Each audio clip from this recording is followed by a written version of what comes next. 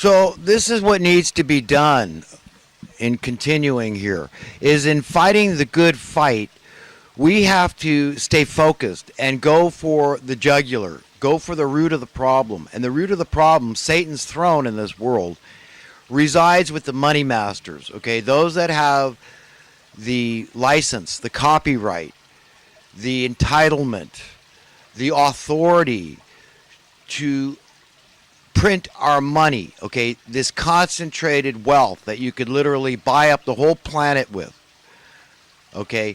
And they're political whores. That's it. All these people that sign off on these loans. Because there is no intention of ever trying to fix the problem. They want to increase the debt more and more, just keep the kicking the can down the road in perpetuity while people die.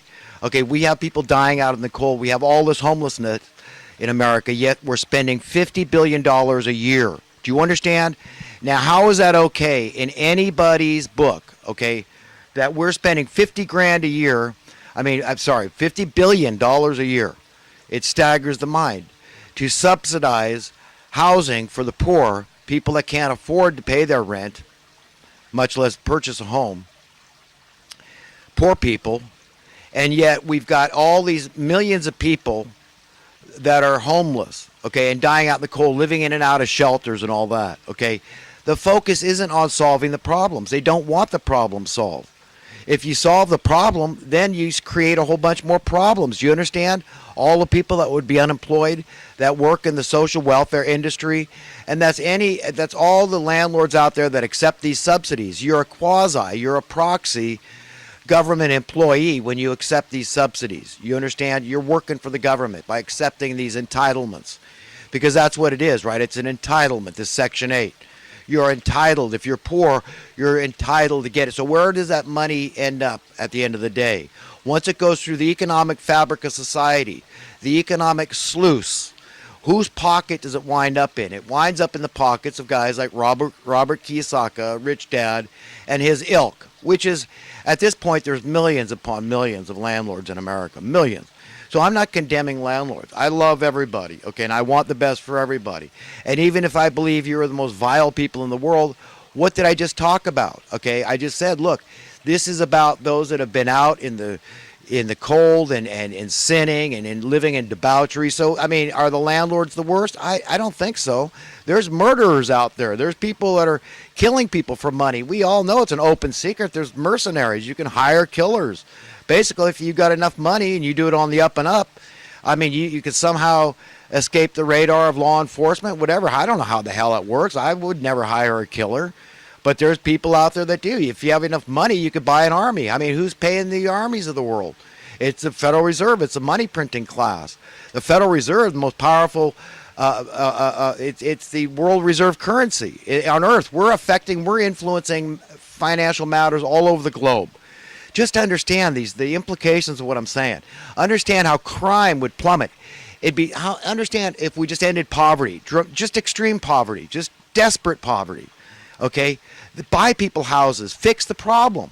Why keep maintaining the problem while the problem just gets worse and worse as homelessness has been increasing? And people don't talk about it. I don't hear Alex Jones having guests on his show talking about this stuff. It's just madness.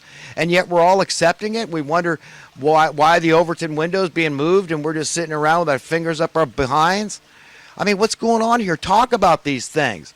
Understand, if you just ended desperate poverty, it'd be dramatically cheaper for society, tax burden wise.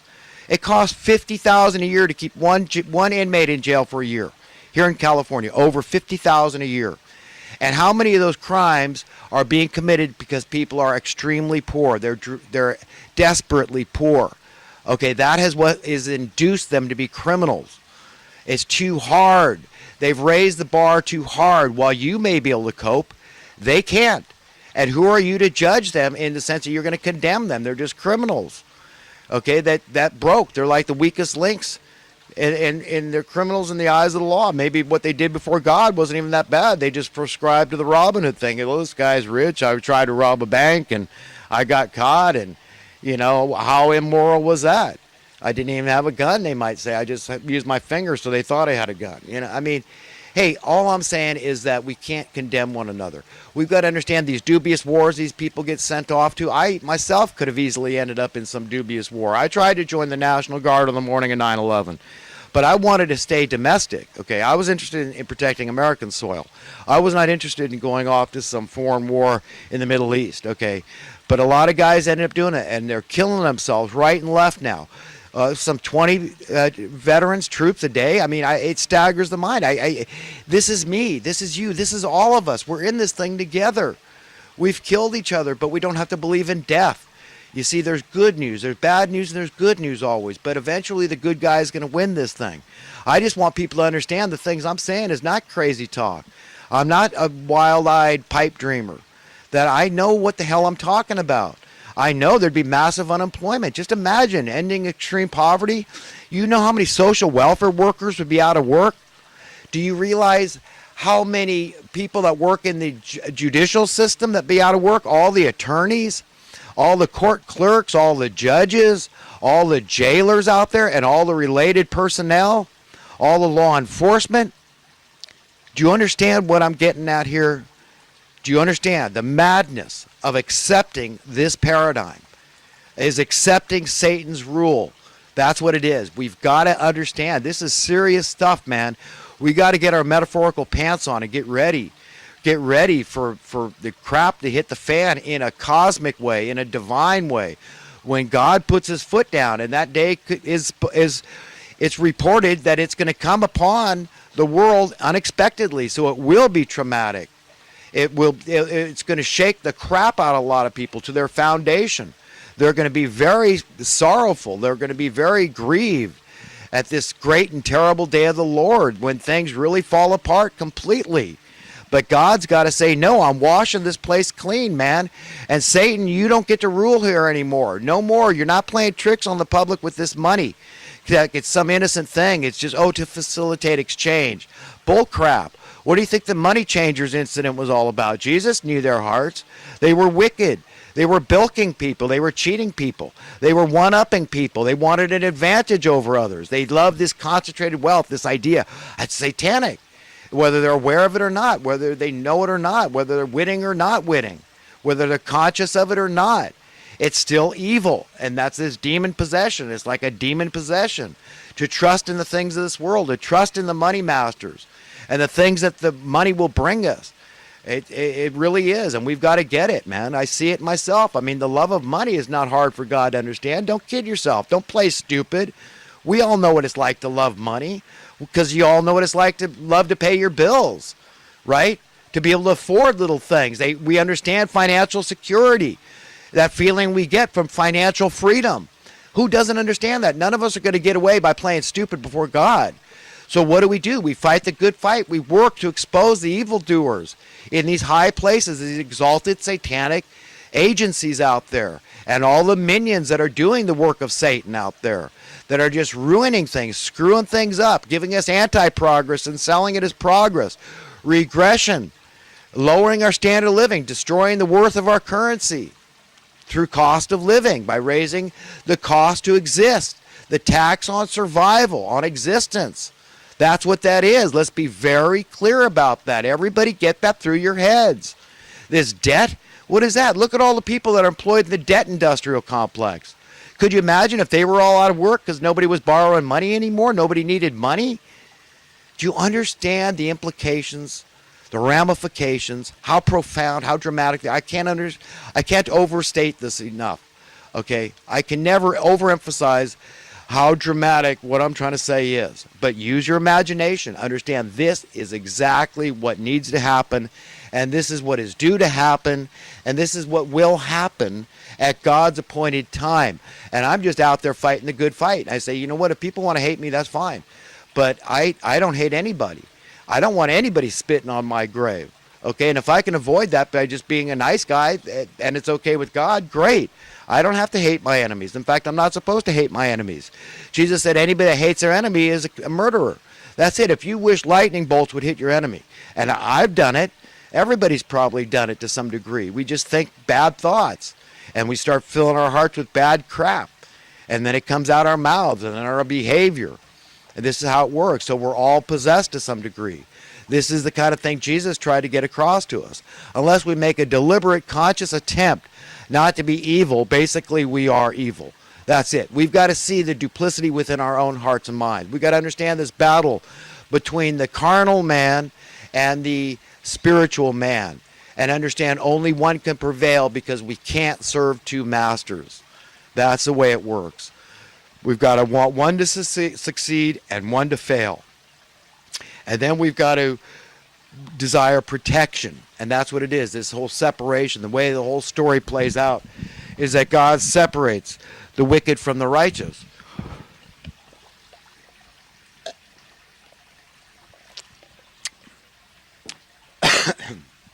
And we don't have to be bullied around. The righteous won't have to be bullied around by the wicked anymore. That's what it comes down to. So it's not a conservative liberal thing. There's great conservatives, there's great liberals, and there's great people that behold to both philosophies. Okay, that hold to both philosophies. Okay, and you know what? It goes so far beyond this crap. I mean, what is God? A Democrat, a Republican, a liberal, a conservative? He's the best of everything. Is he a capitalist or a socialist? Only the best. That's it. But we get all hung up and mired down with nonsense, with this excruciating minutia of life, and we buy the wrong paradigm. We accept this moving of the Overton window, this reduction in our standard of living, and it's sold to us as progress. And nobody really talks about what is real progress. Let's have a definition here. Why don't we have a meeting of the minds? Why don't people, before they start bandying words about like government and freedom and progress, why don't we discuss what we're talking about? Otherwise, you're just speaking different languages for all intents and purposes. Am I right?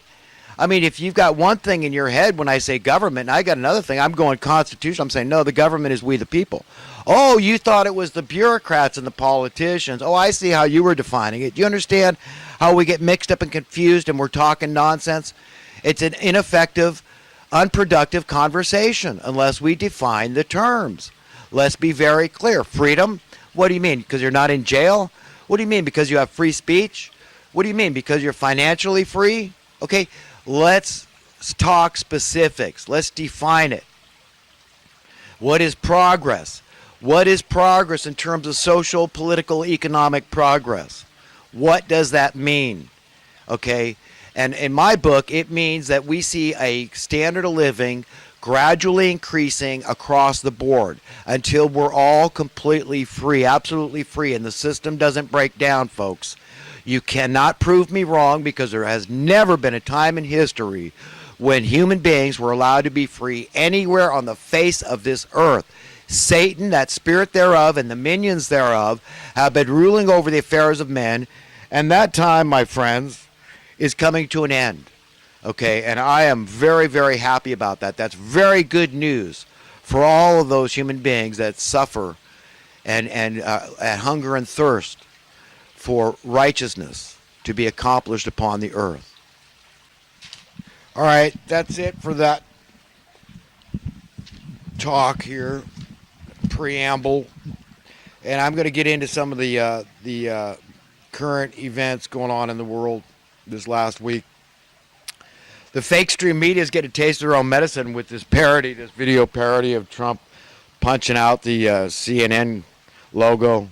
How stupid. They get all upset about this, but yet, you know, it's fine with Kathy Griffin, and Trump is bullying her by saying, hey, you upset my son, and this is going a little far.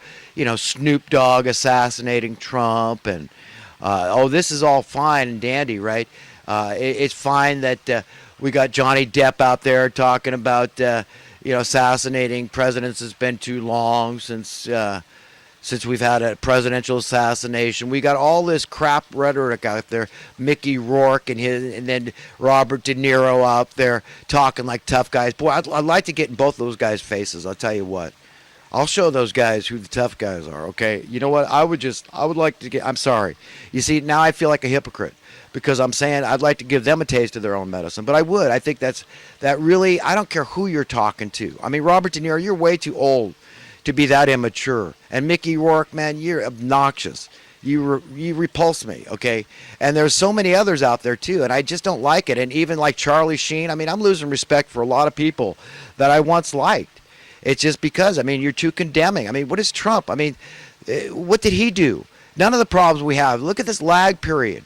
Like Peter Schiff. Peter Schiff was one of the people I wanted to talk about. This lag period. He's right on. He's right on to counter Alex with Alex saying, well, Alex says, no, the people deserve a boom for a while, you know, and Trump's just got to do some emergency, ER, emergency room work on the public and create a boom for the public, you know, and all this. And Peter Schiff was right, but people don't want a boom. We want stability, okay? We want slow, steady progress is what we want. And just like this, what's happening now is it's like a Band-Aid being pulled off. And it's this diseased Band-Aid. I want to go into that. I got into it a little more here in my writing from this past week. But that's what is happening here. It's like a Band-Aid being pulled off. And the wound is going to get worse for a while.